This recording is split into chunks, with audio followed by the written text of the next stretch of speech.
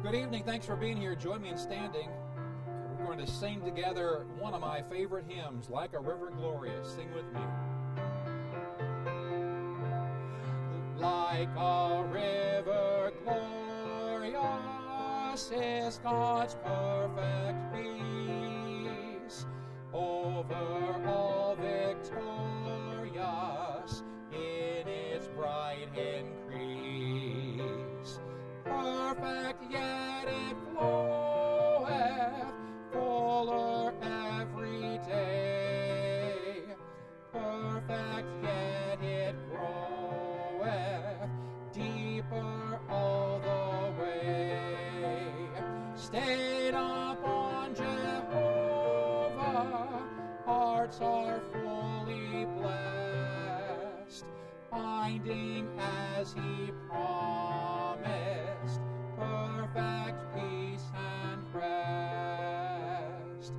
Every joy or trial falleth from above, traced upon our dial by the Son of Love.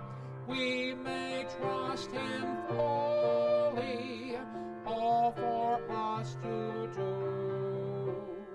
They who trust him wholly find him wholly true. Stayed upon Jehovah, hearts are fully blessed, finding as he promised perfect peace and rest. Good singing. You may be seated. And now that I got to stand, I'm going to move down here and be closer to you. Thank you for that, Steve. Appreciate it. We are studying the book of Genesis. If you want to take a Bible, if you have one, and turn to chapter 31 in our study. I trust you've had a good day.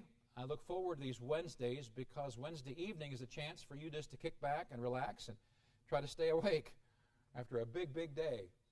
We had a good afternoon class this afternoon. And by the way, we prayed for Eddie Simmons. Eddie had a PET scan today, and he's also applying for the procedure that Jim Pierce had.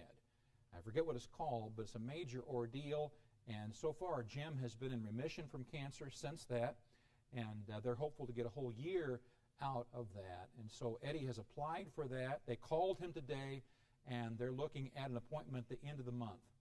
And so hopefully by the end of the month or the 1st of October, he said, they'll get in and have a chance to review him to see if that is a possibility for him.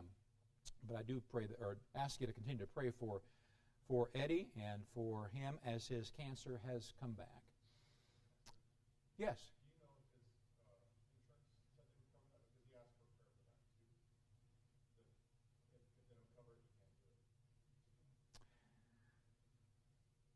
He did not mention that today, so I'm not sure, Shane. I'm not sure. No. No results from PET scan yet. Let me read for you chapter number 31, verse 40 and 41, and then we'll pray and jump into our lesson.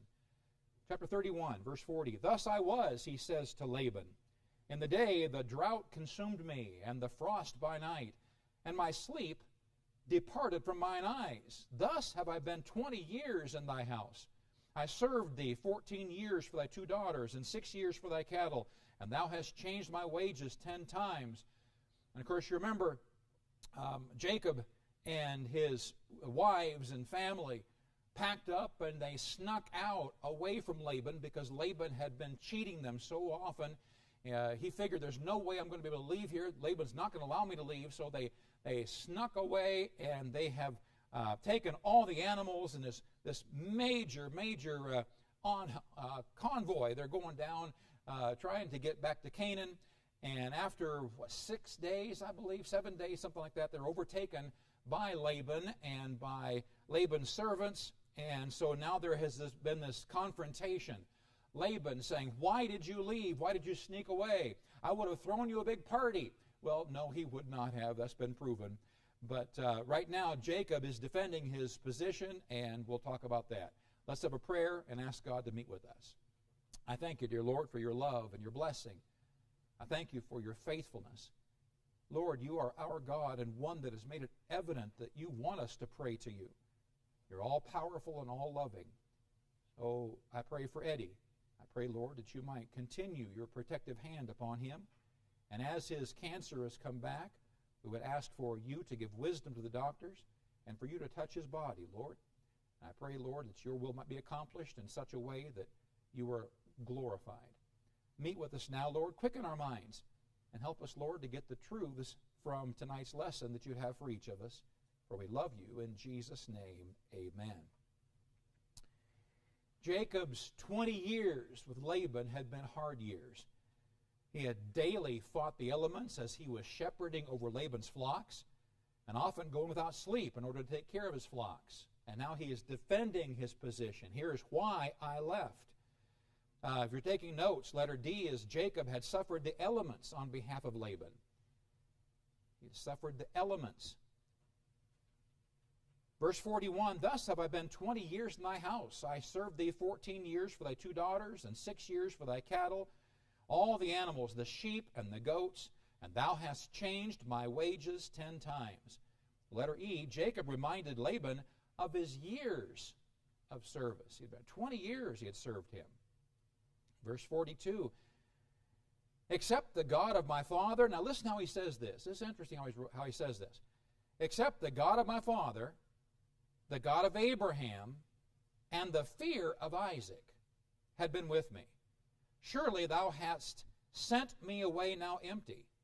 God hath seen mine affliction and the labor of my hands, and rebuked thee yesternight. It's just interesting to me. Tell me why. Tell me what this means. Except the God of my father, the God of Abraham, and the fear of Isaac had been with me, I would have left with nothing.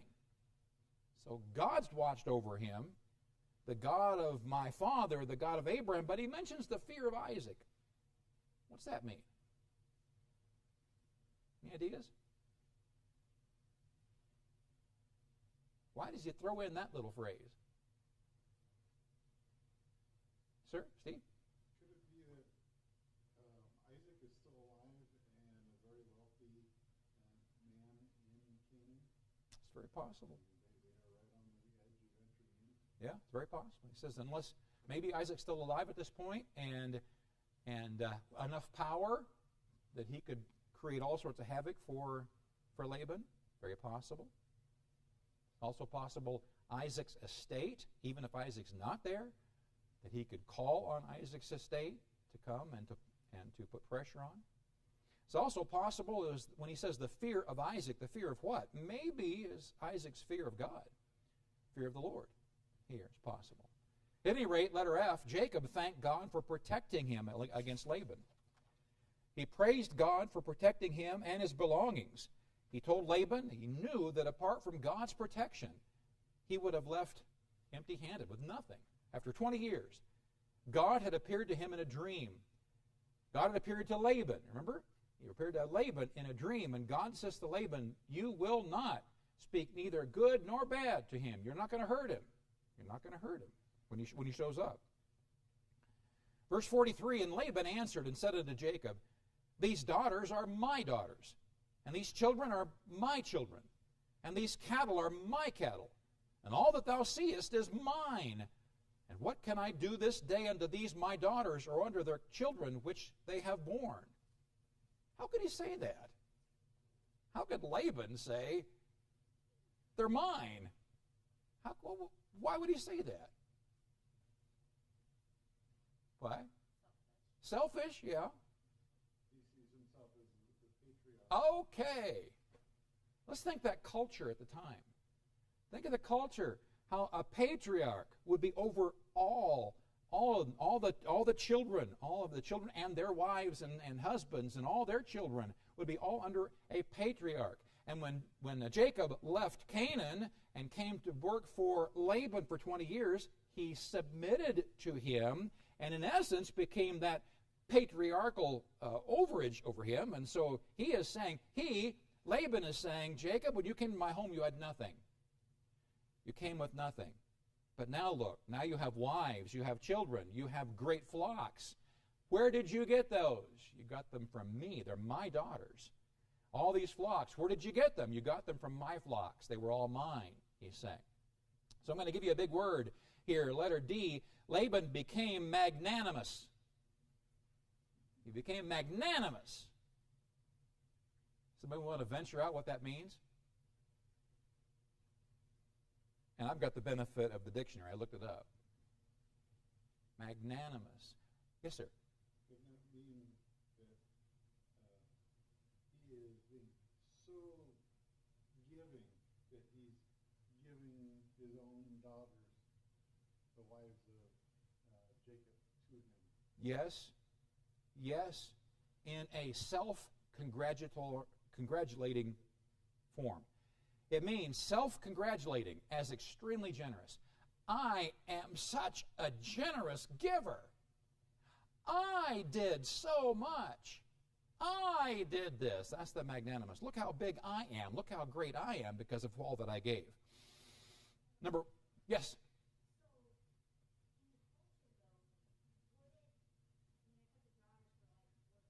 Yeah.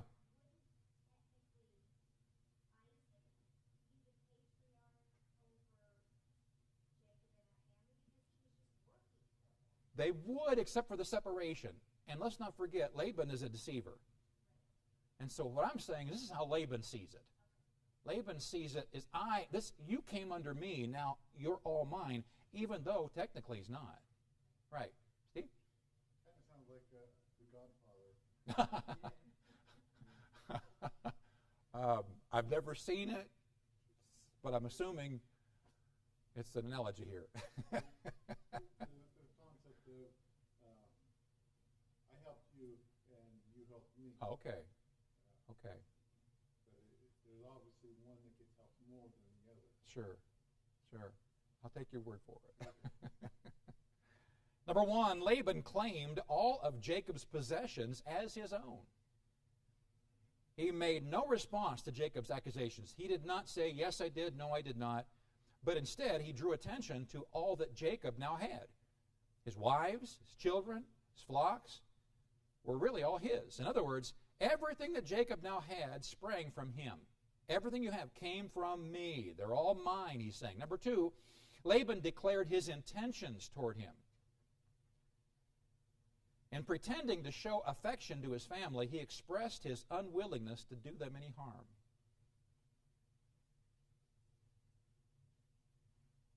Verse 44, now therefore come thou, let us make a covenant. And somebody remind me, what is a covenant? A promise.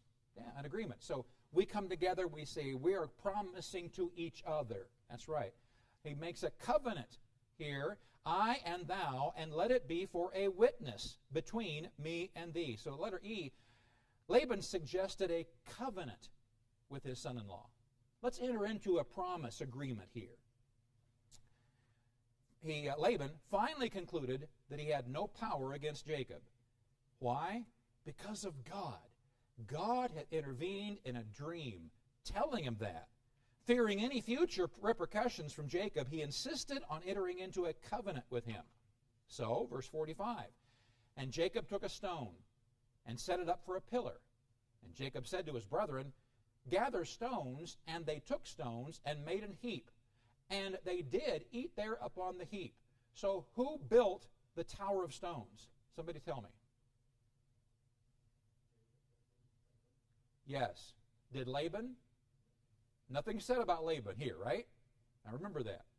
Okay? Letter F. Jacob built a memorial. He took a stone and set it up for a pillar.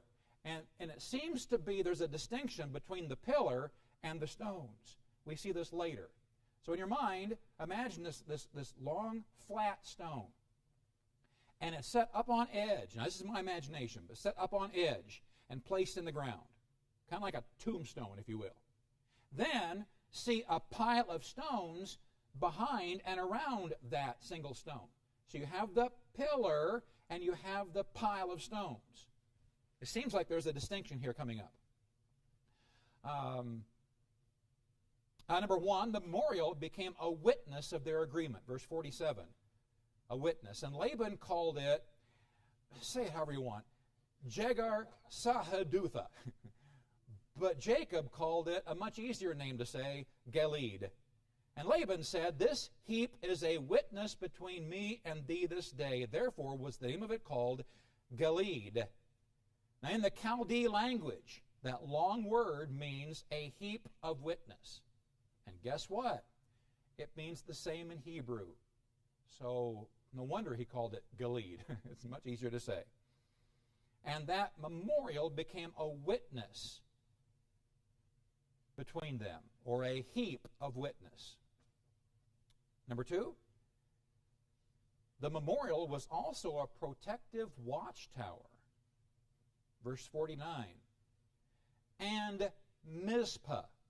For he said, the Lord watch between me and thee when we are absent one from another. Guess what the word Mizpah means? Anybody want to guess?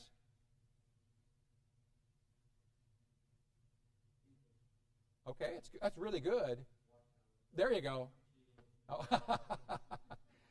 It means watch or watchtower. And yes, if you keep going and speak it. Watch or watchtower in Hebrew. And it stood as a constant watch between the two men, keeping them from harming one another or from breaking their covenant. So, Mizpah means a watch or a watchtower. And this is really fascinating. Why? Let me read the verse again. And Mizpah, for he said. So Mizpah is related somehow to what I'm going to read here. Mizpah, which is, the Lord watch between me and thee when we are absent one from another. Has anybody before tonight heard the word Mizpah? Okay, where have you heard it? Mizpah coin. It's generally like a necklace where it's round and the two pieces fit together. Ah. Interesting. Interesting. Now, I didn't know that. Okay. I hope I'm right. This afternoon, Brenda said, I know what Mizpah is. I said, wow. And she said some relative, one of her daughters, nieces, grandniece, or somebody like that, in their, I think she said sorority at college. Every time they have a meeting, they always end with what they call a Mizpah. I said, well, what are the words? This verse. They end their meeting with saying, together, all one, the Lord watch between me and thee when we are absent one from another, and they call it their Mizpah. Isn't that interesting? Okay, yeah, huh? And it's called a Mizpah, huh? That Mizpah coin. Letter G, Jacob. Wait a minute. Laban gave Jacob warnings. Laban gave Jacob warnings. Now let's not forget what's happening here. Laban has come to catch up with Jacob and his family and entourage as Jacob has left. He's left with this entire flock of animals, all of his belongings. They packed up very quickly. They packed up their tents and they left, and they are days on the journey before Laban and his brother and his people came with him, his sons and others came with him as a posse, and they overtook him after, I think, roughly 8 days or so. They overtook them. Now, they overtook them, and Laban's hot. He's really hot. Why did you leave without telling me? Why did you leave? You should not have left. Now, he's saying that after the Lord had met with him in a vision. Otherwise, he would have been much more irate and possibly physically violent toward him and have taken everything back away, likely killing Jacob. But because of God's protection, God did not do that. And so we're in the middle of this. They now set up this memorial, and he gives warnings. He said, let's make a covenant. Let's promise to one another that we will not come together and harm each other. But now Laban, being the guy trying to have the last word, said, okay, I'm going to give you some warnings. Number 1, Laban warned Jacob to take care of his daughters. Verse 50, if thou shalt afflict my daughters, now listen to this next phrase, or if thou shalt take other wives beside my daughters. And that was a surprise to me. No man is with us, see, God is witness betwixt me and thee. In other words, nobody's watching, just God. If you mess up, God is going to smite you. And if God doesn't smite you, I'm going to. If you do what? If you mistreat my daughters, or if you take other wives. But we're in a culture that it seems to be okay to take other wives. Why is he making such a deal here? I found it interesting. Well, he knows best. He knows the more wives they have, the more problems they're going to have. And so he says, you take care of my daughters.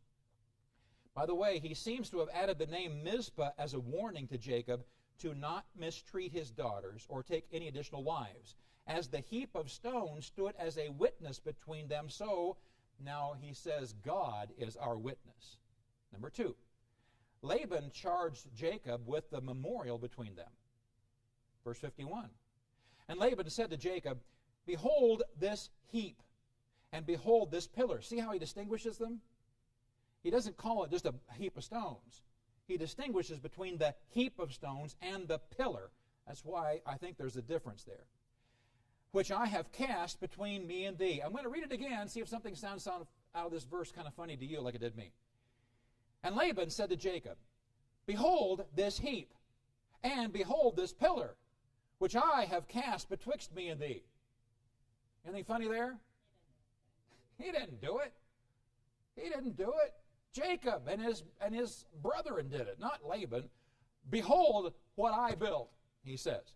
This heap be witness, and this pillar be witness, that I will not pass over this heap to thee, and that thou shalt not pass over this heap and this pillar unto me for harm. The God of Abraham and the God of Nahor, the God of their father, judge betwixt us. And Jacob sware by the fear of his father Isaac. There it is again. Laban charged Jacob with their covenant. Interestingly, though, Jacob and his servants erected it. He said that he had cast betwixt me and thee. The heap of stones they had erected would stand as a witness that neither would pass over to the other for harm. All right, so halfway between, or whatever distance between, Haran and Canaan is this heap of stones. And it stands as a witness. Neither one would cross that witness to do harm to the other. Does this covenant say they would never cross it? No. They would never cross it with evil intentions. So otherwise, Grandpa could never come see the grandkids. Or the wives could never come by to see their dad again. So there's freedom to go back and forth, but never for evil intentions. Letter H. Jacob offered a sacrifice to God on the mount. 54, verse 54. Then Jacob offered sacrifice upon the mount and called his brethren to eat bread. And they did eat bread and tarried all night in the mount. So Jacob offered a sacrifice, and they all ate together. They spent the night there before heading out the next morning. Verse 55. Early in the morning, it says, Laban rose up and kissed his sons and his daughters, and blessed them. And Laban departed, and returned unto his place. So letter I, Laban made a cordial departure. In the morning he cordially kissed Jacob's wives and children, blessed them, and returned home.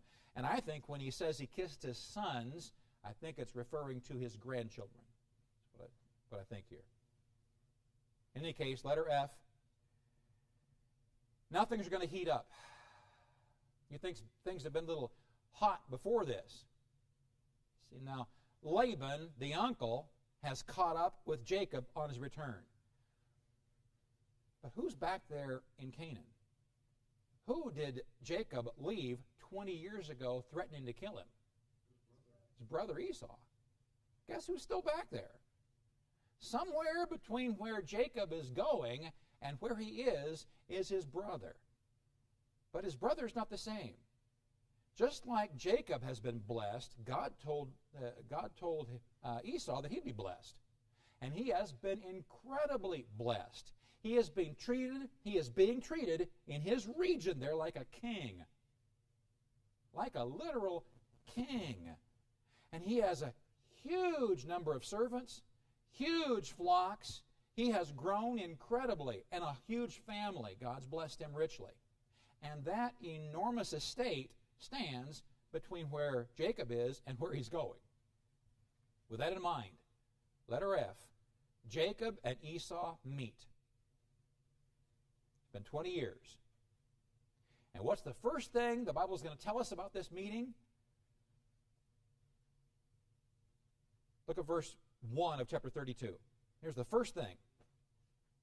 And Jacob went on his way, and the angels of God met him. That's the first thing we learn about what's going to happen. Angels show up. And by the way, spoiler, there's only one more thing we're going to learn about these angels, and it's very little. So why are the angels here? Referees. I'm sorry, referees? That's good. That's good. Why are there angels here? Maybe you'll know more as I go, but any other ideas pop into mind? Oh, protection, she said. Okay, that's good. Let's go a little bit longer and I'll come back and ask the question again.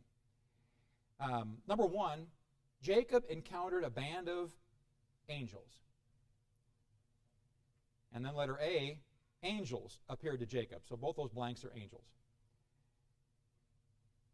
Jacob packed his family and resumed their journey back to Canaan. For Jacob, he would be returning to his family and familiar surroundings. Jacob's going home. Jacob grew up in Canaan.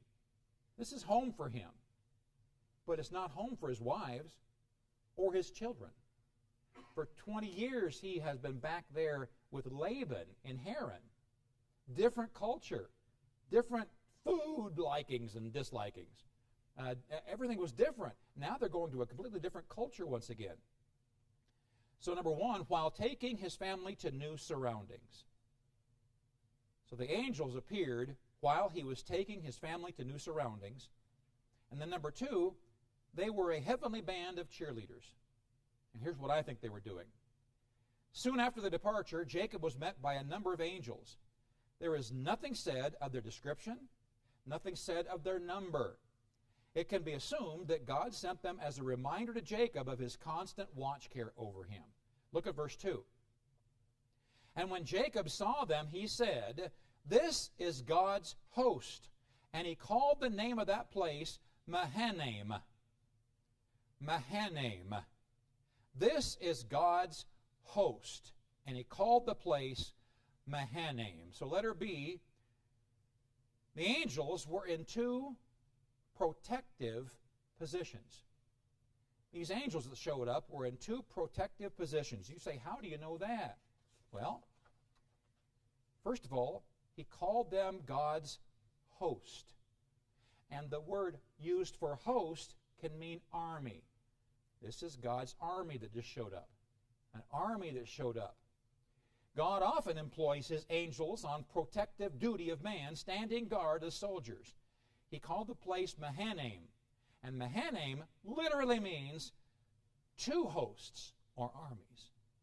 So this band of angels shows up, and Jacob calls them two armies.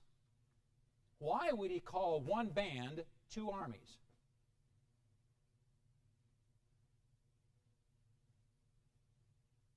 Bad math. What? Yeah. Yeah. Simply. Yeah, there's that one band is separated into two. Possibly where possibly could be their locations. I know we're conjecturing here, but you got a band of angels, and they're in two groups. Where might they be in proximity to Jacob? Okay, on the ground, in the air. I hadn't considered that one. Means I consider something else. What's that? Two bands. So either side and front is three.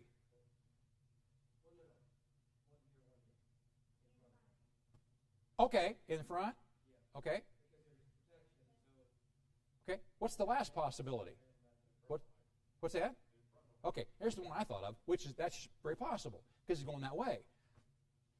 But it's also possible he's worried about the one behind him. Who's behind him? All right. Yeah, don't jump ahead. Right. Right. Possibly in front and behind. Possibly.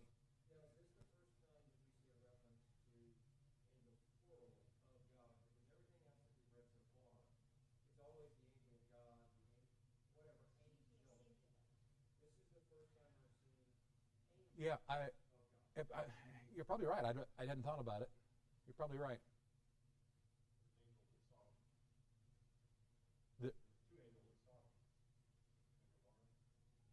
That's true. That's true. Yeah, not a host. Why did he call them God's host? What's that? Why did he call them that? Yes. Okay. All right. It sounds to me like he recognized them as angels. That's what it sounds like. This is a host from God. Angels from God. The reason I make a point of that is because the Bible says sometimes there are angels unawares, which means there was somebody there, you just didn't know there was an angel. There was a person there, and many of us have heard accounts of what seems like miraculous things, protective times or different things where out of the blue somebody shows up and they help a person out of a trial and all of a sudden they're gone. Well, is it possible they were an angel there? Why not? But these are such that I believe Jacob recognized them as from God or angels, literal angels from God. In any case, verse 3, and Jacob sent messengers before him to Esau his brother unto the land of Seir, the country of Edom. Okay, number 2, Jacob sent ahead to Esau. Esau was Jacob's brother. Esau had a nickname. Anybody remember the nickname? Esau had a nickname. Oh, what? Yes, which is also known as Edom. What'd you say? Ruddy, okay. Edom, because Edom means red. And where did he get that nickname? Or, it actually didn't show up until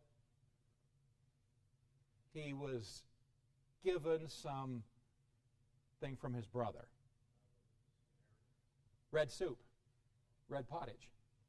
Right, and from that point on, he had this nickname of Edom. And of course, we know that Esau's posterity, that nation, became the Edomites. So we've got the Edomites, the Israelites. We'll see more of them soon. Jacob's path to return home went through the land his brother currently occupied. And it was known as the land of Seir, S-E-I-R, which was the country of Edom. So right now, as if part of the story, that land has two names, Seir and Edom. This is interesting. It was previously named Seir the Horite, into whose family Esau married. So Esau, one of his wives, was a Horite. Apparently, Esau and his sons, as they got more powerful, they drove out the Horites from the region and claimed it for themselves. There's no more Horites. They're all Edomites in that country. So it became known as Edom. Jacob sent messengers ahead carrying a message to his brother Esau. Verse 4. And he commanded them, saying, Thus shall ye speak unto my lord Esau. Thy servant Jacob saith thus, I have sojourned with Laban and stayed there until now. Do you see anything that he says of himself that's probably different than what he would have said 20 years earlier? Yeah. He identified himself as Esau's servant. There's no way he would have called him his servant 20 years early. No way. They were at odds, ready to kill each other 20 years earlier. So letter A, Jacob identified himself as Esau's servant. By the way, this was a typical Eastern greeting. But in Jacob's situation, it was intended to relate to Esau that he was not coming to exert the superiority that he had received through his father's blessing. Remember, when his father blessed him, as Jacob deceived him, he was given the blessing of the firstborn. And that's a significant blessing. Why? Because with that blessing gets the brunt of the inheritance. Most of the inheritance goes to the firstborn son. You go, that doesn't sound fair. That doesn't sound fair at all. Why would the firstborn son get the majority of the inheritance? Anybody know why? There's a practical reason for it. I'm sorry? He's the one that will take over and become the new patriarch, yes. The first one also has the responsibility of taking care of the parents. That's true. That's true. As the parents age, the firstborn's responsibility, he becomes the patriarch. And as such, he is to care for all those underneath him. How's he going to do it? With his inheritance. That's why he receives it.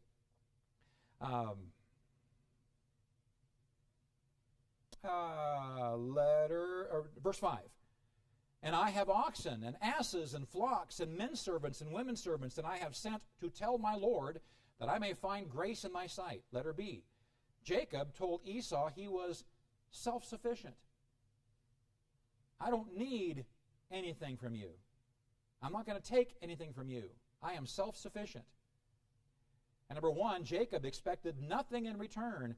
Jacob wanted to express to Esau that he was completely self-sufficient, and his desire to pass through his land would not be with any expectations for help of any kind.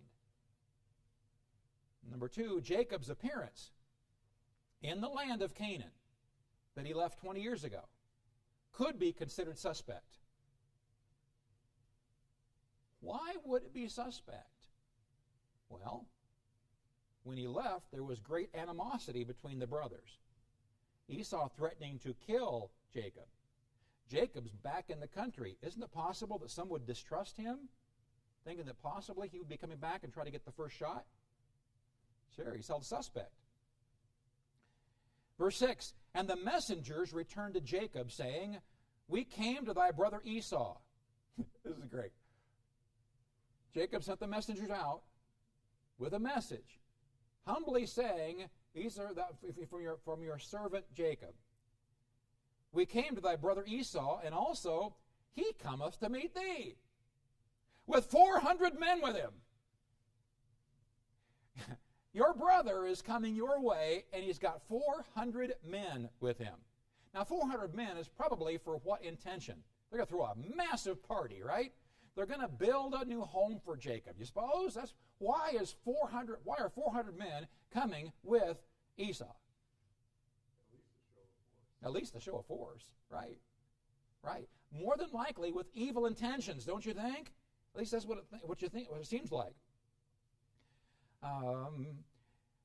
Number 3, Jacob received news that struck great fear from his past. Why? Letter A, Esau was approaching with 400 men. His messengers returned with the distressing news that Esau was headed toward him with a band of 400 men. This text does not reveal Esau's true intention, however, for coming with such a large armed militia to meet him. Letter B, Esau's hidden agenda. It's true, his intention may have been to kill his brother. He's been waiting for 20 years. He's been dreaming of this moment. And finally, he's coming into his land. This is my land. I know this land well. And all the people around know me, and they bow to me. Or, it's possible that Esau came accompanied by his majestic envoy because of his status as ruler in the land. And so just to basically show off who he is in the land to his brother. It's also possible. By the way, one more thing about that. It says in verse number 6, the messengers return, and they said, we came to thy brother Esau, and he says, and also he cometh to meet thee. What it does not specify is when Esau started coming. It seems almost to me like the messengers start taking off, and they see this huge army coming in their way. It seems like Esau had already amassed that 400-man army and was heading out. Why? Because nothing got by Esau in his land. Messengers had already come to him saying, Jacob's on the way. So my suspicion is, as soon as he got message that Jacob's coming, he amassed this army to take off toward him. Whether for evil intentions or not, we don't know. That's possible. That's possible. Yeah. Yeah, that's very possible. Yeah, hadn't thought about that. He could have done the very same thing for that reason. Sure.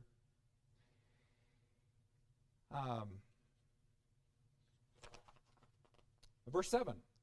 Then Jacob was greatly afraid and distressed, and he divided the people that was with him. Now listen to this military strategy here. He divided the people with him and the flocks, the herds, the camels into 2 bands, and said, if Esau come to the one company and smite it, then the other company which is left shall escape. I think that's brilliant. Number 4, Jacob organized his train into 2 groups.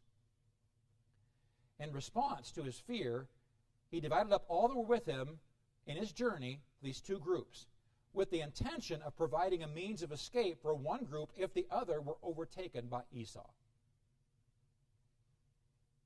Number 5, Jacob turned to God in prayer. And I say, finally. Finally. Verse 9.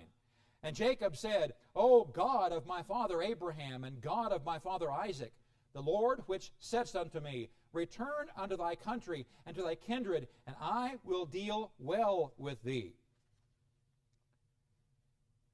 Jacob turned to God in prayer, and letter A, Jacob reminded God of his promise. Jacob reflected on God's care and dealings with his father and grandfather. Jacob knew the stories, and Jacob had lived through some of the times that God had blessed his father Isaac, and he'd heard the stories of how God had blessed Abraham, his grandfather. Now he thought back to God's personal interventions with him. You see, Jacob's relationship with God was not just through his parents and grandparents. He had a personal relationship. He didn't live his Christianity, if you will, on the shirt tail of his parents. He had his own relationship with God because God had met with him personally. Now he thought back to God's personal intervention. God had been the one to direct him back to Canaan, and God had given Jacob the promise that he would accompany him. In Genesis 31, verse 3, and the Lord said unto Jacob, return unto the land of thy fathers and to thy kindred, and I will be with thee. This is God speaking directly to Jacob. And then in verse 13, I am the God of Bethel, where we met, where thou anointest the pillar, and where thou vowest a vow unto me.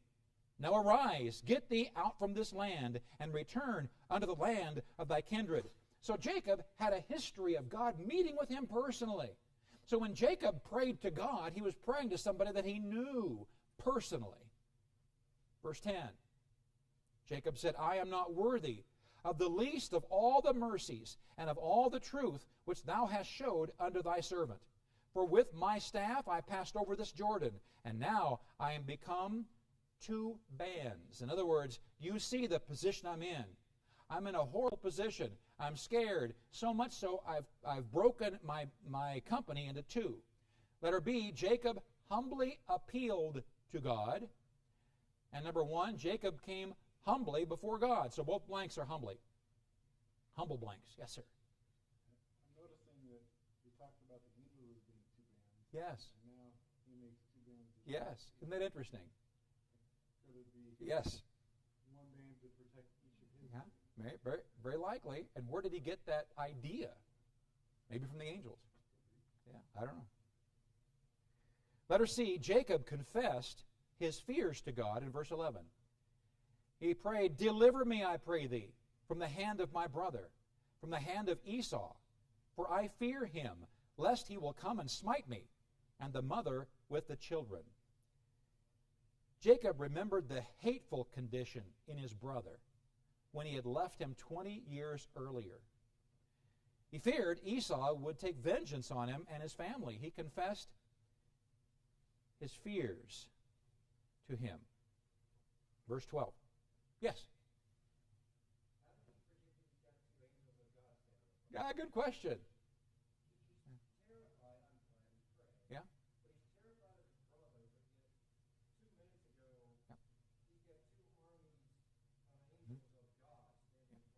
That he could see then. You can't see him now. Okay, so what's missing? He could see them then. He can't see them now. What's missing in that picture? Not protection. What? Yeah, what? Yeah, faith. There's his journey from deceitful Jacob stealing his brother's birthright to where we see Jacob, this epitome of faith in Hebrews 11. How did he get there? Through this journey. Is he there yet? No. Because he should have had faith. My land, I see these angels. I know now you're going to protect me. Even if I don't see them, I know you're going to protect me. But that's not what happened. But I do think it aided him in his prayer. I do think that. He came humbly before God. And he humbly appealed to God. Number 2, he admitted his weakness. He confessed that he was now weakened before the threat of his brother and had divided his family into two groups. And this is critical, for had he not confessed his weakness, God would not have been too quick to help him. For instance, Jacob comes to God and says, God, I got this. I'm so grateful for you. Praise your name. I've got this. You made me strong. I've got this. Is God going to help him out? No. Because God is waiting for us to confess our weakness. Didn't Paul teach us that? 2 Corinthians? Didn't Paul say that when I am weak, then am I strong? When I'm weak, then am I strong? When I admit before God that I'm weak, I can't do this, God, without you. I'm weak, but you're strong. And that's what he's doing here. He admitted his own weakness. Verse 11. In his prayer, he says, deliver me, I pray thee, from the hand of my brother, from the hand of Esau. For I fear him, lest he will come and smite me, and the mother with the children. He confessed his fears to God. Verse 12. And thou saidst, I will surely do thee good, and make thy seed as the sand of the sea, which cannot be numbered for multitude. So, letter D, he reminded God of his promise to him. Jacob reminded God. He brought back the promise God had made to him earlier. Right now, he's stricken with fear. But he chose by faith to hold God to his word. Now, that's where the faith comes in. He's scared to death, but he's holding God to his word. So his knees are knocking, but he's hanging on to God. And I see that as a beautiful picture of faith. You say, well, if he had real faith, he wouldn't be scared. What about Jesus? In the garden, in his humanity, 100% human, 100% God. As a human, he experienced the very same kind of temptations as you and I, including fear. And he feared what he was going to experience. So much so that God sent an angel to minister to him. So does that mean he had no faith? I think he does have faith, but he's still afraid as he's hanging on to what God said. Verse 13, and he lodged there that same night, and took of that which came to his hand a present for Esau his brother. Now I love this because my wife, bless her heart, she loves sending kids presents. Birthday and Christmas, and we've got all these 9 grandkids, so there's somebody having a birthday all the time, so sending these presents. When we send a present, we'll send maybe a fire truck, or a Hot Wheels car, or maybe a dress to one of our daughters. Do you know what he sent? Here's his present. 200 she-goats and 20 he-goats and 200 ewes and 20 rams, 30 milk camels with their colts, 40 kine and 10 bulls, 20 she-asses and 10 foals. 500 plus animals he sent. He sent more animals than some ranchers have in total as what he calls a present. This is a present. Number 6, he personally selected an appropriate gift for Isaac. I'm sorry, for Esau. Yep. It says it right here. I just didn't read it. Exactly. This gift would be substantial, a reflection of Jacob's desire to appease his estranged brother. Verse 16. And he delivered them into the hand of his servants, every drove by themselves. Get this picture in your mind. Every drove by themselves, and said unto his servants, pass over before me, and put a space betwixt drove and drove. Talk about dramatics. So he's got the first drove of sheep, and they're being driven ahead. And the shepherds are driving this herd of sheep. Now they have a space behind them. I don't know, let's say 50 to 100 yards behind them is the next shepherd, and he's got goats. And he's bringing the goats. So there's a big drove there, a separation, another drove, another separation, 50, 100 yards, whatever. And now the camels are coming. And these camels are very expensive kind of camels, and they're in a drove. And they're all ahead of where Jacob and his family is. Jacob's in the very end of the drove. The idea is these droves are to reach Esau and Esau's army first, to try and appease him. One drove after another, dramatically so that it looks impressive to him. Big parade. That's exactly what it is, a big parade. Number 7, Jacob organized a very visible gift to precede him. Verse 17 and 18, and he commanded the foremost. So the first shepherd out there with the first drove, he commanded him, saying, when Esau my brother meeteth thee, and asketh thee, saying, whose art thou? And whither goest thou? And whose are these before thee? Then thou shalt say, by the way, that does give some credence to what you were thinking, Sheila, that maybe he didn't know who he was. Maybe. Verse 18, then thou shalt say, they be thy servant Jacob's. It is a present sent unto my lord Esau, and behold, also he is behind us.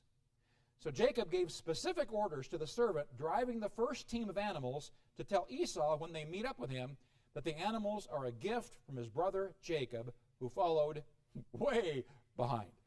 Number 8, Jacob instructed his servants how to greet Esau. Here is how you're going to greet my brother Esau.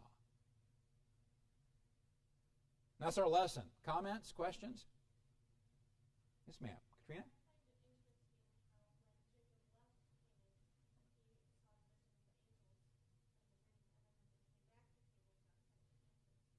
Isn't that interesting? And you say, why doesn't God send us angels? What was God trying to do with Jacob? From the very beginning until we see him in Hebrews 11. What did I say was that primary purpose for him? To grow his faith. Exactly right.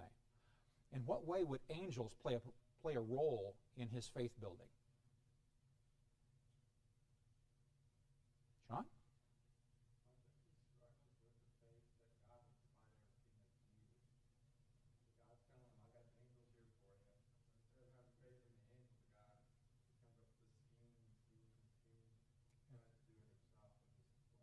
Yeah. Yeah. Yeah. Yeah. Exactly right. God gave to him visible confirmations. Visible confirmations. You say, oh, that's not fair. Why doesn't God give us visible confirmations? He does. Right here. Here is our visible confirmation. His Word.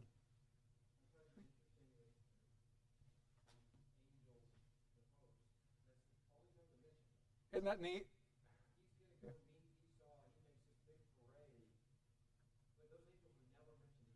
Nope. Nope. Nope. As far as the Scriptures. Right. And so what's God want us to know about the angels? Okay. Very little. Not much about the angels. Right. Right. A visible confirmation, I think, is what the angels were. A visible confirmation of God's protection.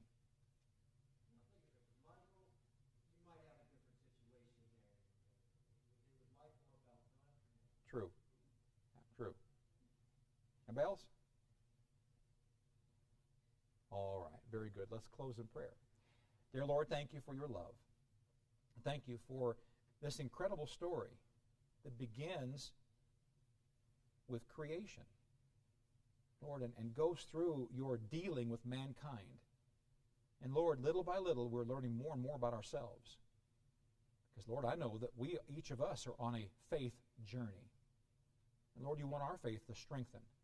You want us believing you. And when we get afraid, you want us hanging on to your truth. So help us, Lord, I pray, to grow. Thank you for what you've done. We love you in Jesus' name. Amen. God bless you.